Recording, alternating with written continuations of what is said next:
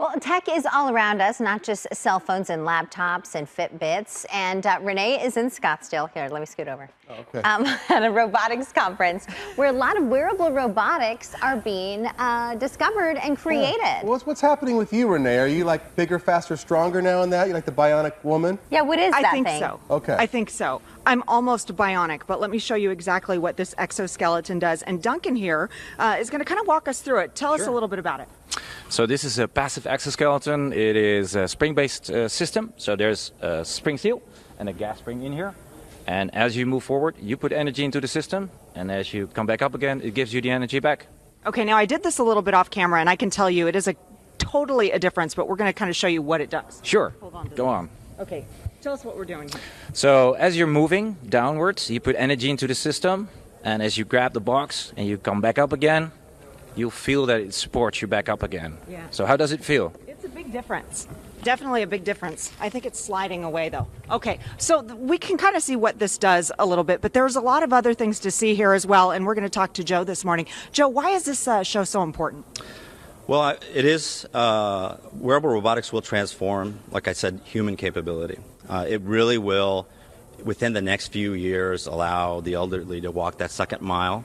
It will help a disabled child, for example, a device like this, to walk for the first time. So it's such an important capability, and it's here today.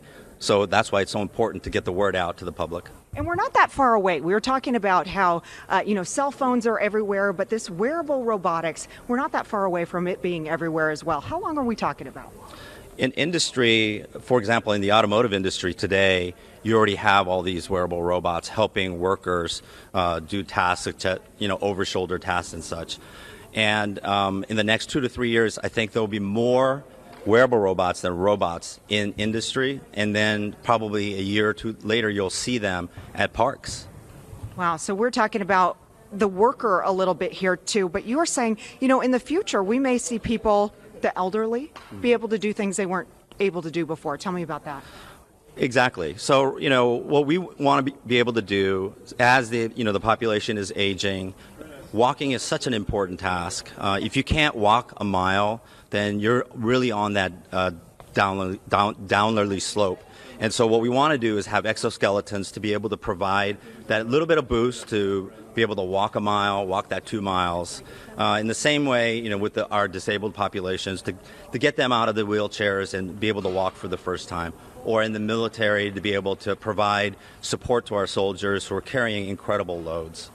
Well, tell me where everybody here is from. It's all over the world, Well, correct? I mean, this team right here is a local team from Phoenix, Arizona, and they're here with all of their sensors to be able to provide injury mitigation for workforce, and they're also helping to fight diabetes. They're predicting diabetes, and they're helping to fight it.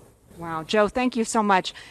Celeste, Troy, I wasn't sure what to expect today here, but this is really fascinating. It really and all the is. different technology that they're displaying here at this conference is really neat. And Joe was telling me off camera, that we're not that far away. We're not that far away from seeing these things really helping a lot of people. And, I was lifting a box, but I'm thinking, it's hard to lift a kid. If you're a mom and you got a kid on your hip, I need one of these so I can keep holding mine, as they get older. So yours, if you can quickly, Renee, 10. because yours is based on like springs, right? I mean, those things on your sides offer resistance. So when you're going down, you're using your weight to load the springs basically, and then pop right back up. Yeah. Yes. And that's a very So I'm simple, actually putting energy into bending over. Right. And then the energy it's comes assisting back me. up and coming up. The first thing that came to mind for me was the wounded warriors. Think about all the veterans that this is going to help, and amazing work being done. Wow. Scientists are doing some incredible things. It's really neat. Renee, Thanks, thank you. Yeah, nice work out there. We'll be right back. Stay with us.